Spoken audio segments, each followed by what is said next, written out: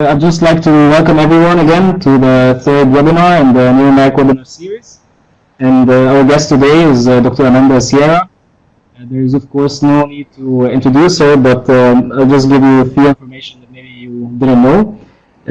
Dr. Amanda did her PhD at the Cajal Institute and Complutense University in Madrid. And then she went for several postdocs actually in the US. She went to Rockefeller University, Stony Brook University, and Baylor College of Medicine. And afterwards, she returned to Spain as a visiting professor and started her own group, the Basque Institute. And as you all know, she's quite famous for the work on microglia phagocytosis. And they recently had a publication dealing with how microglia phagocytosis and the secretome of the microglia influences neurogenesis. So I'll leave you now with Dr. Amanda, and I hope the discussion afterwards will be quite interesting. And thank you again for accepting. Okay, thank you very much, Omar. I hope you can hear me well. Amanda? It was a very, very kind introduction, so I'm very honored to be here. This is my first webinar, so I hope I can speak slowly and clearly, and so please let me know if somehow there's something that is not understood.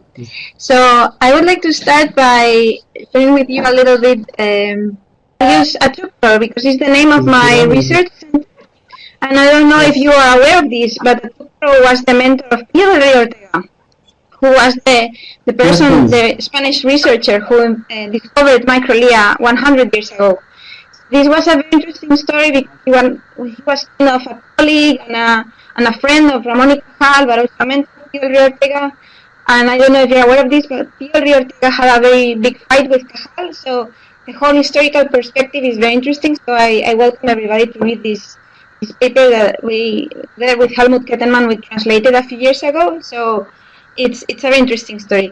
Rio Ortega was a very interesting guy. He did a lot of experiments on microglia, and he actually predicted many of the things that we know today about microglia. He predicted that they derive from the mesoderm, that they interact with the spines, that they phagocytose dead neurons during development.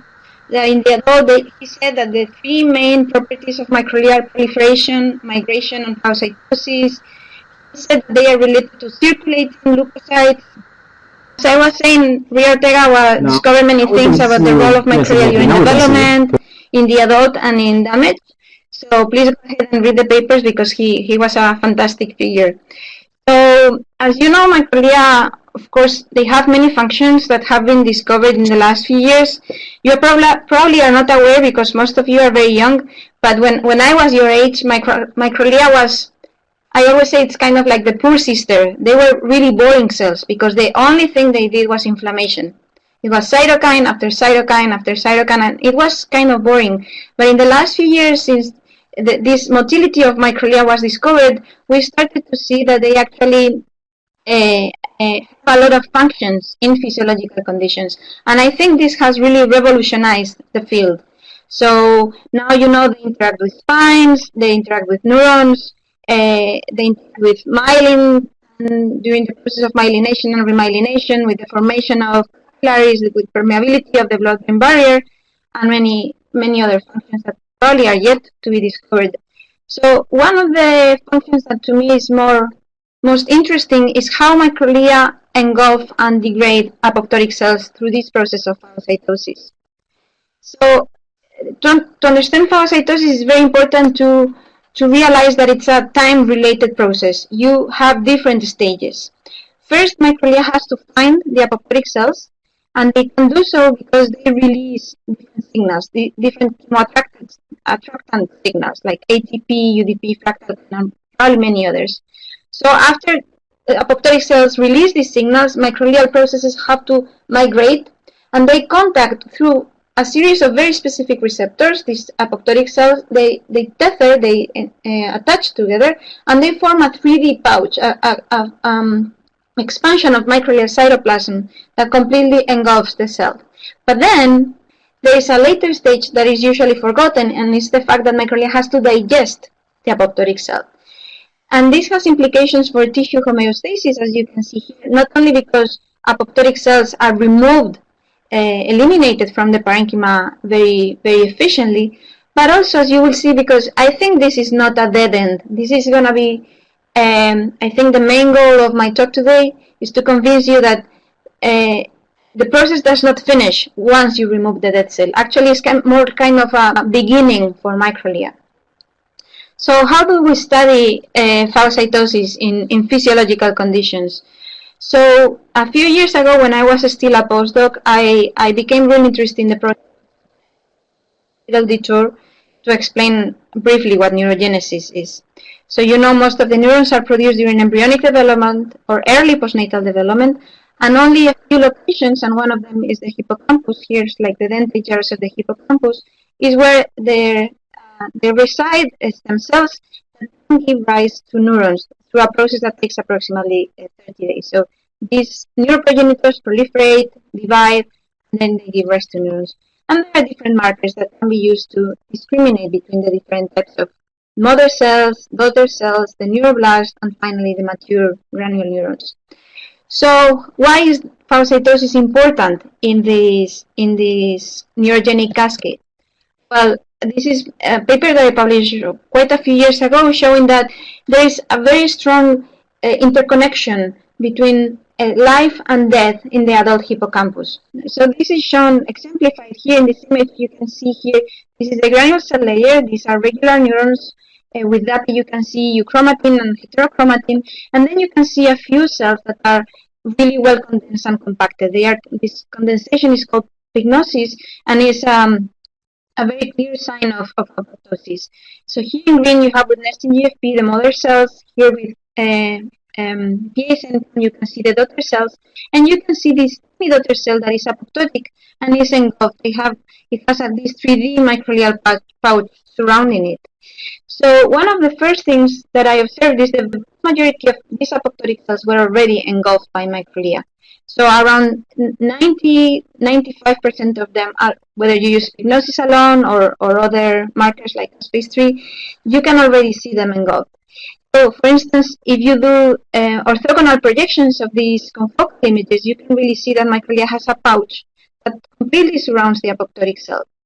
This probably is more early stage of apoptosis, where the cell still has a lot of cytoplasm and microglia forms like a really big pouch. And then in later stages, the pouch becomes like kind of tighter around the dead cells. So the cells are smaller, but you still can see the pouch. So what I found out is that the majority of the newborn neurons undergo apoptosis. So if you count the number of total newborn neurons, we label them with BRDU, that is an analog of thymidine. So inject BRDU, and then you follow the cells along a time course. You can see when the cells disappear is when you can find apoptotic BRDU cells. And this is an example here of a microglia that is extending the branch. It's surrounded by many cells that in this case were born 2 days before. And you can see it's engulfing this little tiny apoptotic BRDU cell. And here's another example of an apoptotic cell labeled with BRDU and engulfed by microglia. Microglia seems to be very efficient in these physiological conditions, engulfing apoptotic cells. And in fact, this system allowed us to understand a little bit more about, not only about neurogenesis, but also about phagocytosis per se. Because, for instance, we used it to estimate the clearance time. So how long it takes for microglia to remove an apoptotic cell. So if you quantify the number of dead cells, live BRDU cells that you have at different time points, and you see how much of them are lost per hour, but then you compare this with the number of apoptotic cells that you actually find, you make this little proportion that Ben Barres proposed quite a few years ago, the late Ben Barres, and you can estimate that it's approximately between 1.2 to 1.5 hours for microglia to completely remove an apoptotic cell. So this is actually a very fast process, and it's probably the reason why, even if there are many apoptotic cells are produced, so if many neurons undergo apoptosis, only few of them can be found because most of them are removed really fastly by microglia. So we can actually estimate if the clearance time in whole is around 90 minutes. The process of finding the cell, which is when the cells are not engulfed by microglia, is maybe approximately 2 minutes. So if you take into account that microglia is around 1 point something micron closest to the apoptotic cell. This is an estimation we have calculated, and they are move around 1.2 something microns per minute. They can actually target apoptotic cells really quickly, and then the rest is the degradation time. So as you can see, on average, at the population level, phagocytosis in physiological conditions is really fast. So this is a summary of what we published a few years ago. The mother cells proliferate, most of them die. We actually don't really know why. They are phagocytosed by microglia. And so what? The next question that we did, and although we just published this study 10 years after the first one, is I've been wondering for the last 10 years what happens after microglia eats a dead cell. Because you can think that microglia are actually small cells. They are surrounded by these larger neurons, and sometimes some of them can eat more than one. They can eat 2 or 3 apoptotic cells. So what then? What does microglia do with the apoptotic cell it has engulfed? So from the perspective of pure biological curiosity, one of the first questions we tried to find out was, what next? Is this a terminal process, or this is actually the beginning of a new life for microglia, a new life, a new function? So a few years ago, this whole project started, and the first thing we did to try to assess this was done by Irune Díaz Aparicio in the lab, is to use an in vitro model in which we had primary cultures of microglia, and we fed them with apoptotic cells. And then over a time course, you could see, well, here have some examples of how microglia engulfed the dead cells. So we analyzed the expression of different genes using conventional gene arrays. So here you have the analysis of gene ontology. So many genes were upregulated, downregulated, and so on and so forth. Most of them were upregulated. Within the upregulated category, we found many genes. Many were related to metabolic processes. So I'm not going to show data on this, but we can discuss it about later if you want. But interestingly, many of the genes that were upregulated in phagocytic microglia were related to neurogenesis and gliogenesis and the production of newborn neurons. So this seems to be like a coordinated program, because it's not one single gene. We have peptides and hormones, we have trophic factors, we have matrix proteins, cell surface ligands, and cytokines, many of which have already been involved in phagocytosis. So it's important to note that to make sure we didn't detect RNA from the apoptotic cells, we did 3 different things. First, we used a xenogenic model, so the apoptotic cells were human, so that really reduces our chances to detecting them. Also, we know that RNA is degraded in apoptotic cells, as one would expect, because we did several experiments in a bioanalyzer. And we also know that apoptotic cells don't have RNA synthesis. So if RNA is degraded and there is no RNA synthesis, it's very unlikely that we are actually detecting genes from the apoptotic cells. So we really think this is specific for the mouse microglia.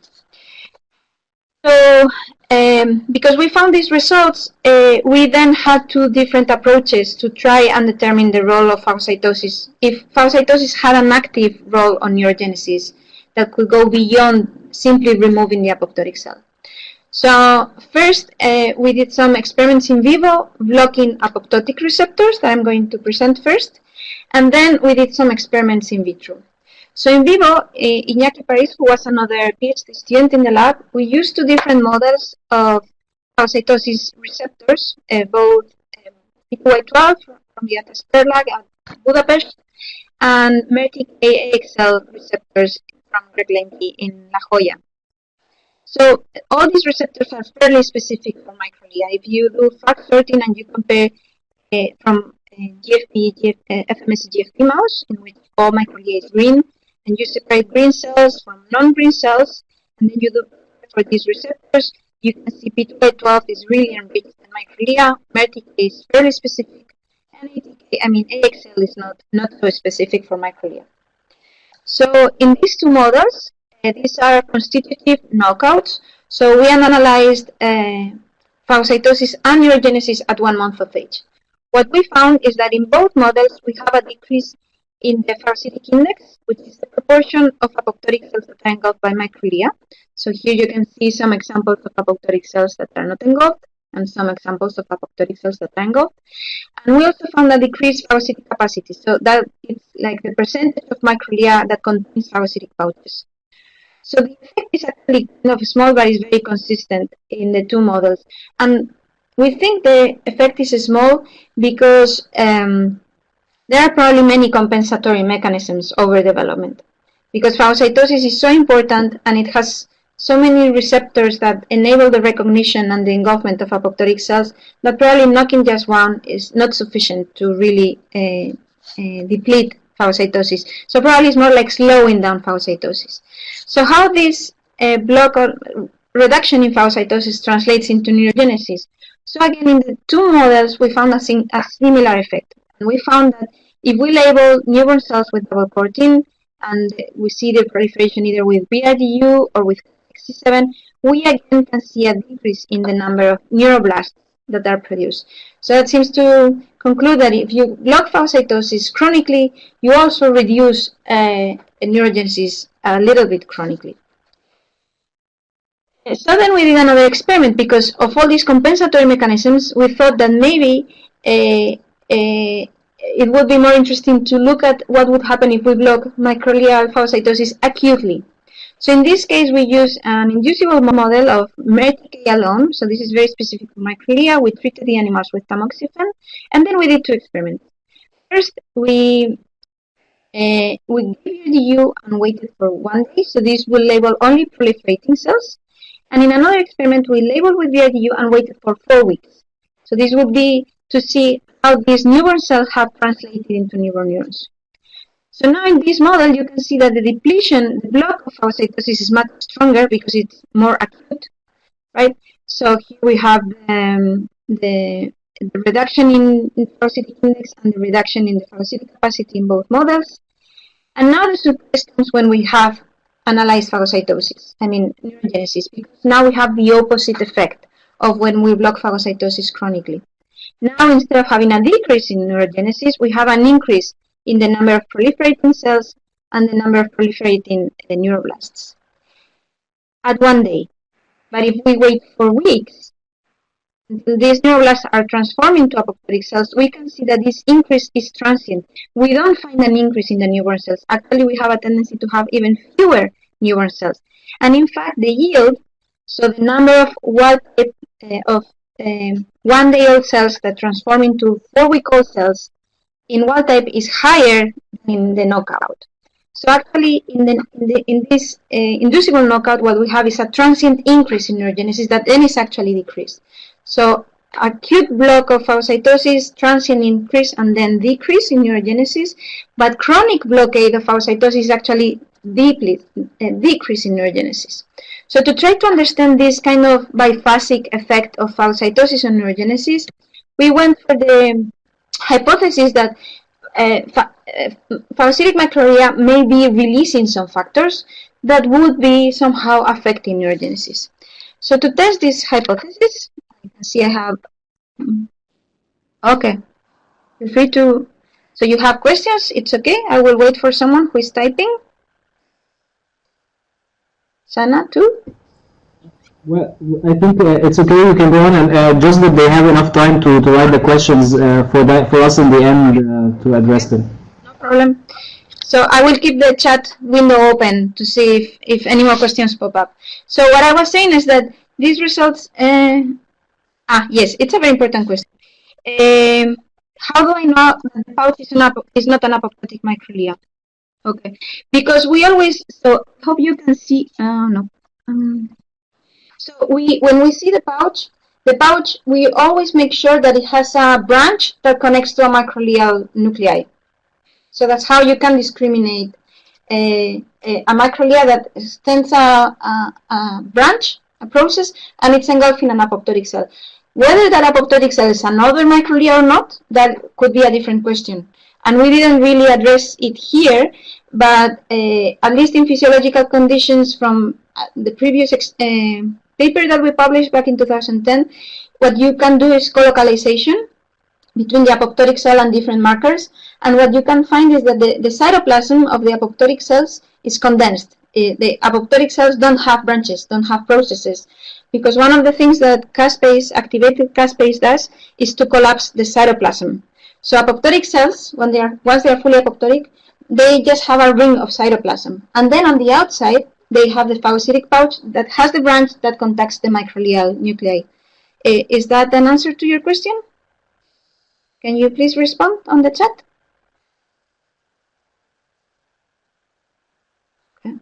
Okay. Okay. If you need more details, you can email me and we can talk. But we always make sure there is a branch. You can see it here a little bit that they have these branches. I don't think I put in this presentation many 3D reconstructions, but I think I have one later on that I can show you. So as I was saying, we have from the gene arrays and from this data is that microglia may release some modulatory factors that may kind of feed back into the neurogenic cascade. So to test this hypothesis, we went back in vitro and we did a differentiation assay with neurospheres, so neural stem cells in culture, and we fed them with conditioned media from control microglia or phagocytic microglia or just MM as an internal control. And we grow the cells with this medium, and then we identified different cells that were coming up. So we had, most of the cells were kind of astrocytic kind of cells, so they were stellate and they mostly had the FAP. We had some ramified cells labeled with double coating, so they are more like kind of precursors for neurons or neuroblasts. And we also had another population of cells that was very unique. There's mostly nesting and a little bit of GFAP and have this bipolar phenotype. And these are precisely the cells that come up when you treat the neural progenitors with the conditioned media from phagocytic microglia. This is a very strong and very striking effect. So the conditioned media for phagocytic microglia drives this unique phenotype in the stem cells, in the neural stem cells, as you can see here in the quantification. So then we had to do different experiments to try and characterize this bipolar phenotype and try to figure out what it was. So I'm just summarizing here a very long story. It's all published, so feel free to go to the paper or ask any more questions. So the first thing that we tried to address is whether these bipolar cells were multipotent. So we let them differentiate into the three different phenotypes, and then we switched back to our regular media, F12 media, and assessed which type of cells we had. So this is all, of course, quantified in the paper. I'm just showing you here some pictures, but of course it's all quantified. So when we grew the stem cells in control condition media for 3 days, and then we switched back to F12, you can see we have again a mixed population with the stellate cells with astrocytes, the neuroblasts in pink, and so on. But again, here in the phagocytic media, and stem cells grow in the phagocytic condition media, we never have neuroblasts. So these bipolar cells never differentiated into neuronal kind of cells. So it seems that they restrict the lineage to the astrocytes. We also know that these bipolar cells have S100 beta expression, so again, this seems to be related to an astrocytic phenotype. When we analyze the response using a cocktail of drugs, you can see that they actually have a very undefined kind of pattern that is somewhere in between an MPC, so a neural progenitor, and an astrocyte. So it seems that they are kind of mature astrocytes. And here we also tested the expression of different trophic factors that characterize different lineages. So the more characteristic one was the phosphorylation of SMAD, which again is typical of astrocytes. So it seemed that the condition media drives MPC towards an astrocytic phenotype. We did another type of experiment in which we let the cells differentiate, and at later stages is when we put the condition media. Again, we try to address the cells.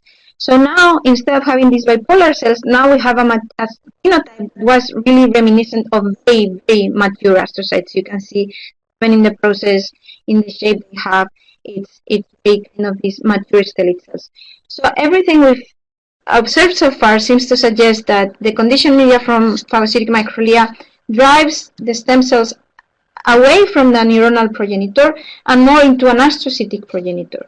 So to finally test this in a more relevant condition, we put this conditioned media in osmotic minipumps and implanted them in mice. We use VRDU to label the dividing cells.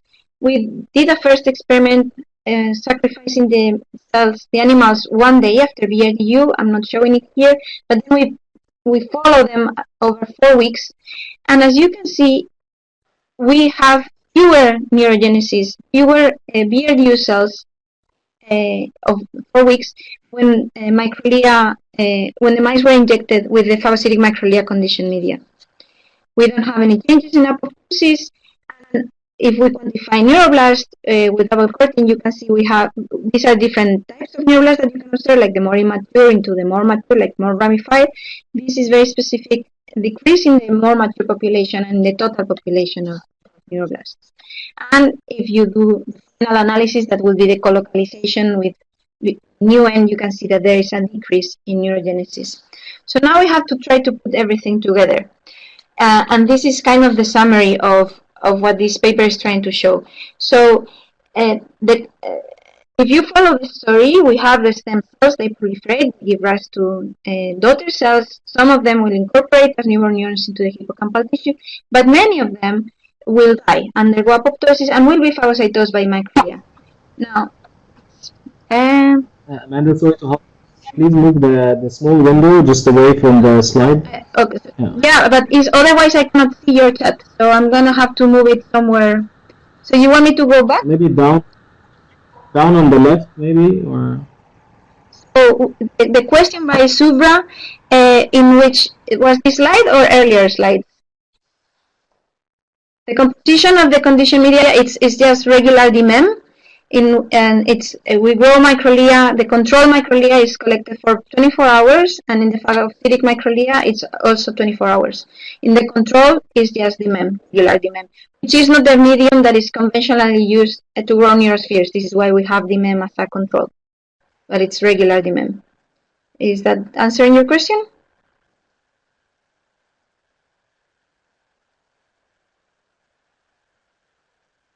I'll wait for her answer or his answer.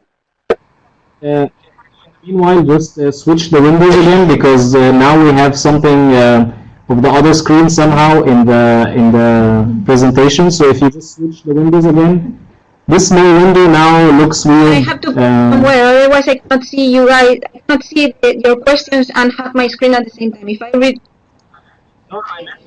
Can you put it? Now that it's gone, but I cannot see your. I'm gonna have to start again. Sorry.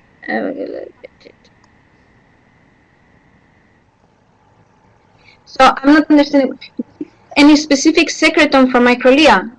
Well, precisely what we did. So we put regular microglia, we added the MEM, and 24 hours we collected the medium. So that would be the secretome of normal microglia. And in the other case, we had the microglia, we fed them with apoptotic cells. We washed the medium and the apoptotic cells, and then we collected the medium 24 hours later. So yes, whatever it has is specific for microglia. Does that answer your question? Okay. Okay. Maybe since we've started this discussion, I just have a question. What is this secretome actually composition in comparison to the microglia that can be, for example, isolated ex vivo and not primary culture? Sorry, what? What is the what? How would you say, for example, is this secretome similar to the secretome of the microglia in vivo, or because? Yes. So that's a very important question, but it's not an easy question to answer. So So in vivo, what happens? Let me see if I have okay. In vivo, this is a really pretty picture, so you can see the dead cells and the phagocytic microglia. But even if you use very young animals, let's say like 1 month, who's already very young, these animals have a lot of neurogenesis, and only at best 1/3 of microglia is phagocytic.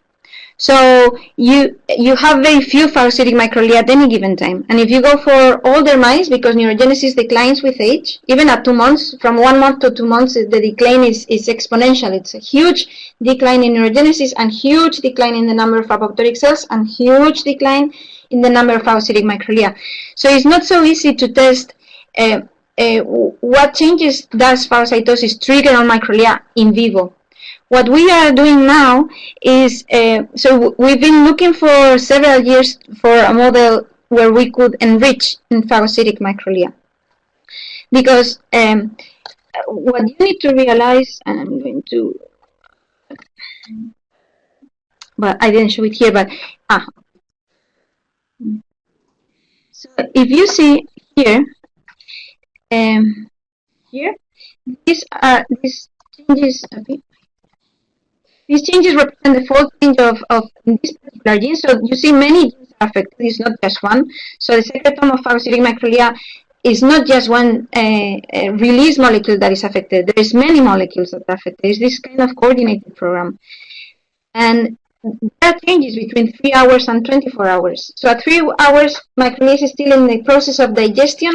By 24 hours, most of the apoptotic cell is gone. So microglia is kind of post-phagocytic. So you would expect that, so it's not as simple, the reason why I'm telling this is not as simple as, okay, I go for the microglia with a pouch, I collect them maybe with laser microdissection and I do gene arrays or single cell RNA sequencing and that's it. Because that's not it. Most of the changes do not occur when microglia has the pouch. They actually occur later, in later stages. So this is why it's so important to find a model where we can enrich in phagocytic microglia and try to see what happens with phagocytosis over time. So the and now I'm going to answer your question. The model that we are working with now is irradiation. We are using a very low dose of irradiation that seems not to damage the DNA of microglia. We are doing very careful experiments to make sure there is no damage of microglia, but it kills very specifically all the apoptotics, I mean all the proliferating cells in the subgranular zone. So that means we have a huge increase in apoptosis, and we have about 6 hours after the irradiation, phagocytosis it's amazing. Like microglia has like even 6 pouches. They are all of them are eating like kind of crazily. But the most interesting thing is that 24 hours later, all the apoptotic cells are gone. So now, today, this week actually, we have a very good model in which we can test all these transcriptional, epigenetic, and metabolic changes that probably occur to microglia after phagocytosis in vivo. Because now we can assess what happens while they're still engaged in this process of phagocytosis, and we can assess what I think is going to be even more interesting, which is what happens after the degradation phase, in this post-phagocytosis, no, in mice, irradiation in mice, not in culture. So that's why we can test now. But as I say, we are doing the experiments right now in the lab, and this week we're finishing the quantification. So it seems that this is going to be a very interesting model to test all the changes induced in phagocytosis by phagocytosis in microglia in vivo. Because of course the transcriptional changes may be different. Now, as I said, we are using a very low dose of irradiation that does not affect nuclei or damage microglia whatsoever. And actually, as a control, we have the microglia from the cortex, which is also irradiated, but is not phagocytic, right? Because there is no apoptosis in the cortex in the conditions that we are using. So I don't have the data here in this presentation. I'm sorry, I cannot show it to you, but it seems that it's going to be a good model. Yeah. I have maybe another question. How does the secretome that you inject, for example, affect the microglia that are present already in the dentate gyrus? We did not see any obvious changes in microglia. I think we may have a picture. Hold on a second, please. No, I didn't show any pictures, but we didn't see any major changes in microglia induced by the phagocytosis secretome. It will be interesting, but we don't know for sure. What I think is interesting is, so let me summarize, and I'll go back a little bit to your question, and then we can move for more questions. What I think, so what we are saying is that in the acute phase, the phagocytosis secretome blocks neurogenesis. So if you go back to this little drawing that I had, this feedbacks and reduces neurogenesis on the acute phase. And this is probably why the models in which we conditionally knock down phagocytosis receptors on microglia, you have a transient increase in neurogenesis. But then somehow this negative feedback loop is necessary for the long-term maintenance of neurogenesis. It's like you are telling the system, you are producing too many neurons, you have to stop, you have to keep for later. And if you block this break that microglia imposes on neurogenesis, neurogenesis continues at a higher rate and it gets exhausted more rapidly over time. So that's why we think this negative feedback loop of phagocytosis on neurogenesis is necessary for the long-term maintenance of microglia. Now, it may also impact other cells. We have not seen any changes in the phagocytic microglia condition media on microglia, but they may also impact, for instance, astrocytes. So, following your question about what the condition media does on microglia, because if it acts on the stem cells that are proliferating, it may also act on the astrocytes, for instance. So, yes, it would be a very interesting model, of course, to try and see if this actually impacts on neurogenesis-related behavior. But the fact that is that the model as we have it right now is not good enough to test differences in behavior, because the effect we have in neuroblasts when we put the conditioned media is not very strong. And actually, it's only local. It's only in the little area in like maybe 200 or 300 microns that surround the injection site. If you go further, this conditioned media diffuses over time, and we don't have such a strong effect on neuroblasts. We have a little bit of an effect, but it's not very significant if you go farther away from the injection site. So this is not a good model to test effects on behavior. We need to find other models to test behavior. So let me tell something else, the last slide that I will present, and then we can go back. How can we test if phagocytosis has an effect on neurogenesis related behaviors? So this is what I was trying to say, that microglia, I put this picture because in the end we have to see them like vultures that by feeding on the dead animals or on the dead cells, they sort of close the circle of life. No, they will, I don't know, they removing the corpse is necessary, but then their vomits or their feces will feed plants. Plants will grow more bigger plants, and plants will be fed by zebra, and zebra will die and feed again the vultures, and so on and so forth.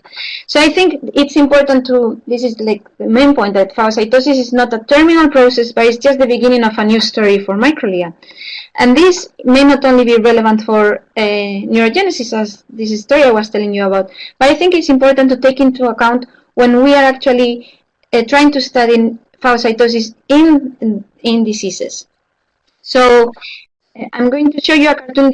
This was the 3D reconstruction I was telling you about before. This is the nuclei of microglia, and now you can really trace these bands and see that it's very different from the apoptotic cell, right? So I hope this convinces you that we can really discriminate between apoptotic cells and phagocytic microglia. So this, as I was saying, this is important in disease conditions, because we know that microglia has a very strong potential to fight against increased number of apoptotic cells, because we know they can use different strategies that we have published a few years ago. So usually, as I was saying, very few microglia are phagocytic, but you can recruit more cells, up to 100% instead of like 30%. Each microglia can increase their phagocytic capacity. Each one of them needs more than one apoptotic cell. If microglia proliferate, actually combining these three strategies, microglia can really cope with huge amount of apoptotic cells, like as I was saying, we see in this model that we have now in the lab with irradiation. But actually, in diseases, this is not always the case, and we have published that there is a strong impairment of microglial phagocytosis on epilepsy that leads to delayed cell clearance and it's also related to inflammation, so it probably increases tissue damage. We now have data that this is also the case in different models related to stroke, like transient cerebral artery occlusion and hypoxic ischemia, both in vivo and in vitro. This is another unpublished study that we have in the lab going on. So there seems that in some of these diseases, like epilepsy or stroke, not only there is more apoptosis, but also there is blocking microglial phagocytosis. So it's like you're doubling the damage. Just when you need more microglia to phagocytose the apoptotic cells is when they are blocked. So not only we need to find out the mechanisms, but we need to figure out whether there are future therapies that can promote phagocytosis. So for this, we've been, and I think this is the last slide, to try to figure out how can we restore phagocytosis in the diseased brain. A couple of years ago, we did high throughput screening. This is also still unpublished. As I was saying in the beginning, it's important to separate drugs that can affect engulfment and can affect degradation. We used the Westway library, and we tested not all the compounds, honestly, because we didn't have money, but we tested a bunch of them. And so now we have different drugs that can affect both degradation in a positive and negative way, and engulfment in a positive and negative way. Of course, this all comes from in vitro, from primary cultures of microglia. So I think it's very important to validate this in vivo as much as possible, right? So now we're using organotypic cultures and maybe go for in vivo. So in these diseases like epilepsy and stroke, we may need pro-degradation and pro-engulfment drugs. But following back to your question on behavior, I think we can use the anti-engulfment and anti-degradation drugs to possibly block phagocytosis more efficiently, and now see if neurogenesis related behaviors are affected. So I know it took me a while, but I think I maybe answered your question. So I think this is pretty much it. This is the group and our funding, and thank you all for listening and for your attention at this very late hour of the day. Thank you. So please, okay. Thank you so much, Amanda. So we'll be taking questions, maybe from the people here in the room. I hope she can hear. Just let us know if you don't hear when they ask, okay? And I can hear. So thank you very much for your. I can hear. Very nice. Just come closer. So thank you very much for your presentation. It's very exciting. I have a question regarding your conditional knockout of the phagocytic microglia in the frontokine merTK and AXL, right? So did you see more apoptotic cells in these brains, in this lateral gyri? And the question is, are there any other mechanisms? So these apoptotic cells, do they remain until 4 weeks, or there is some infiltration from peripheral monocytes? Or, I don't know, maybe other cells in the CNS take over the phagocytic I think that's the question. So this is not a full blockade, okay? So it's more like a slowdown. So it's not like the apoptotic cells are going to stay there for weeks. Probably they're going to stay there for at best hours. So the effect is not very strong, right? Because even in the inducible knockout model, the effect is not dramatic. And actually, this inducible model is the only model where we can actually see what you would expect if you block phagocytosis, that is, an accumulation of apoptotic cells. However, the total number of apoptotic cells is not a unique. How can I say this? So let me rephrase a little bit. If you can consider the total number of apoptotic cells as a pool. From this pool, you have an input and you have an output. Your input is neurogenesis. So if you have alterations in neurogenesis for whatever reason, like let's say for instance because there is a feedback from microglia, you would produce fewer apoptotic cells and fewer newborn cells, and fewer will enter apoptosis. But there is also the output. So if you block phagocytosis, the pool can increase, right? So using the number of apoptotic cells as the only measure for clearance is not very good because it will be affected both by the input from phagocytosis, from neurogenesis, and the output by phagocytosis. So this is always a dynamic process, and it's not. So finding an increased number of apoptotic cells does not necessarily mean that you have blocked phagocytosis. Do you understand what I mean? And then your second question was?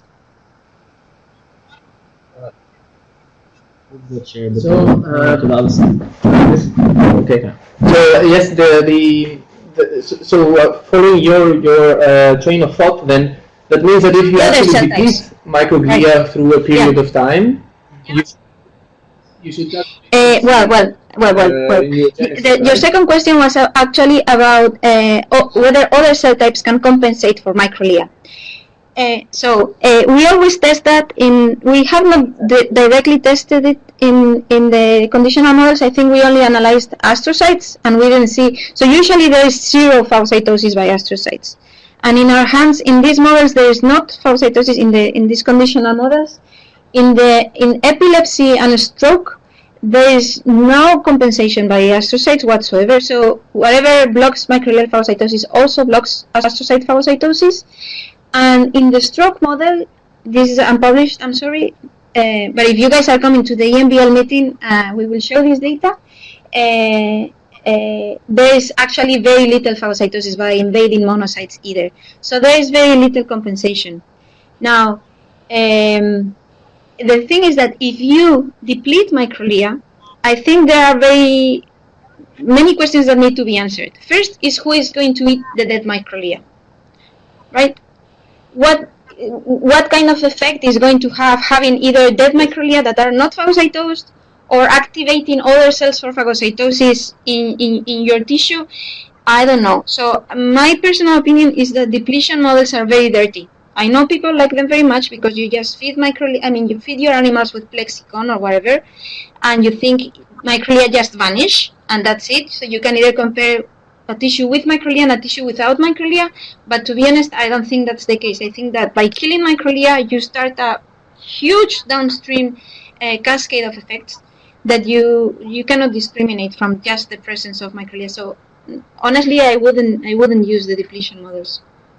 I know they are very popular, but I personally think from the phagocytosis perspective, they are a big mess.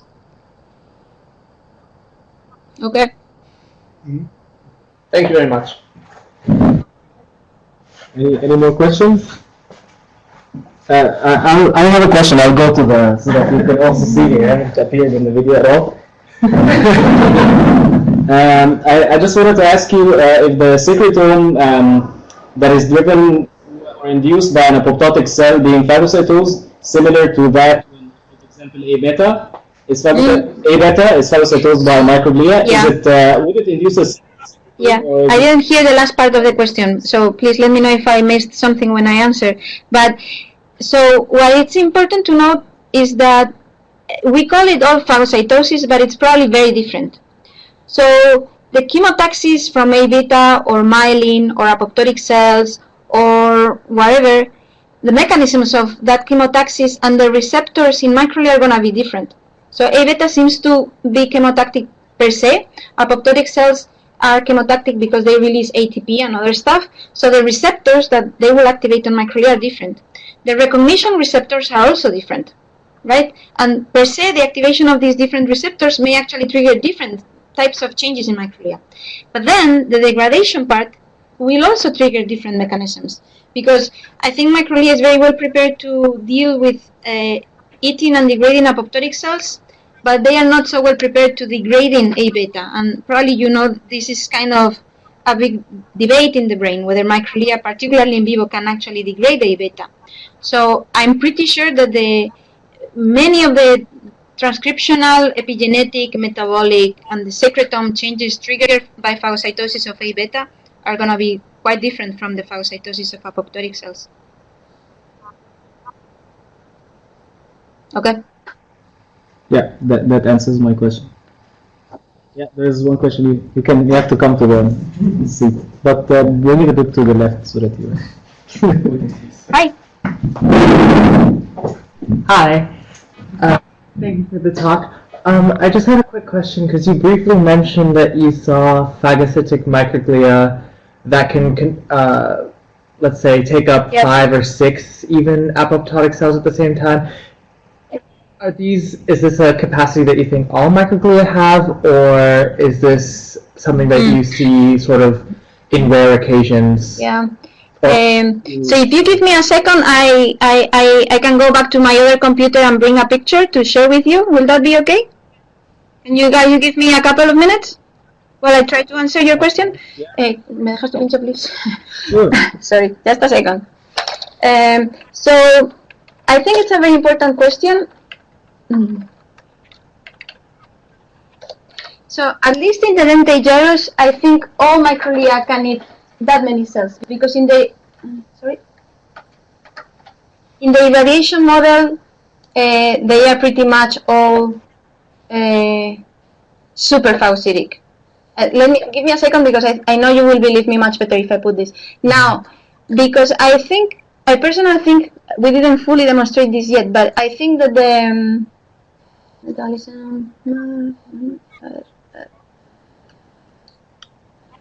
where are you?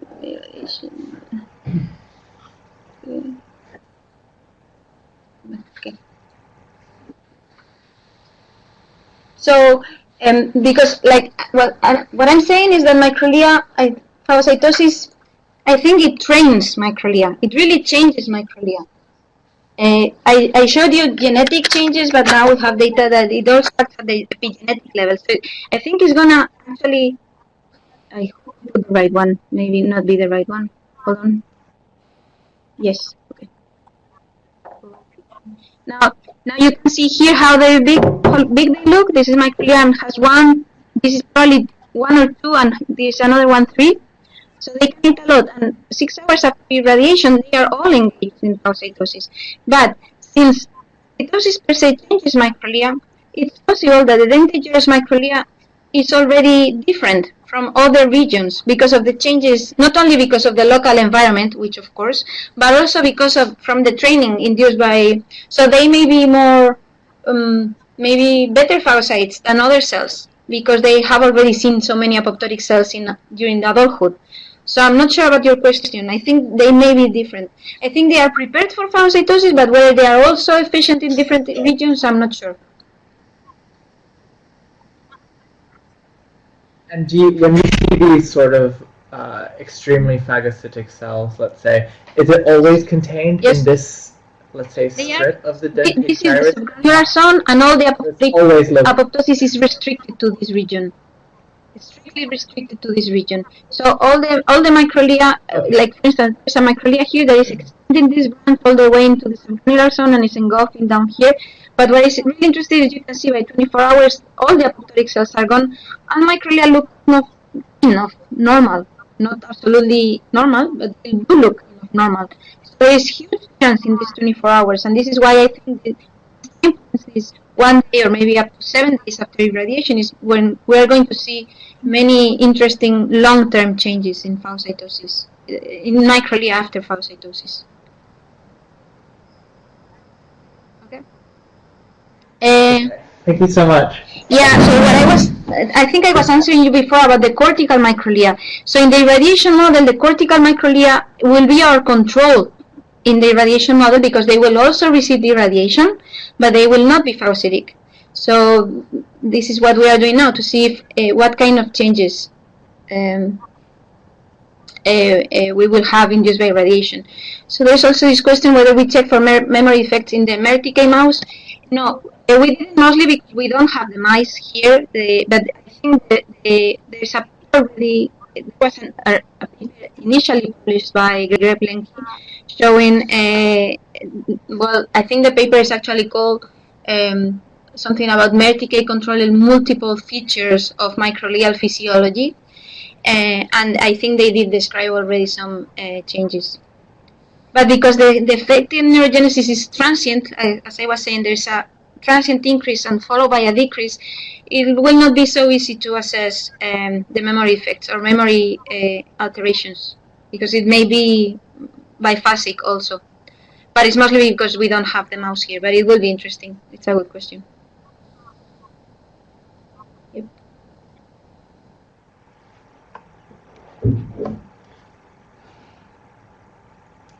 Okay, I think maybe now is a good time to conclude the webinar, and I would like to thank you again, Amanda, for your time and the nice discussions. And of course, if people have more questions, they can directly address you by email.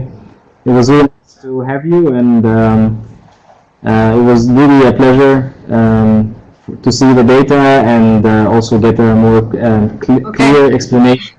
Thank you for your patience, because it's very difficult to do a webinar without actually watching people. I don't know if you guys were falling asleep or you were, I don't know. So it was very difficult for me. Okay. I think over here everyone is quite happy, and yeah, thank you. I hope, I can imagine that it's a bit weird, but I think it's really good and fast way to connect with scientists and really connect the students and the postdocs to. Sure, and feel free to email me if you have any more questions or you need to know anything else. Okay? Okay. Bye, and thank you very much. Night night.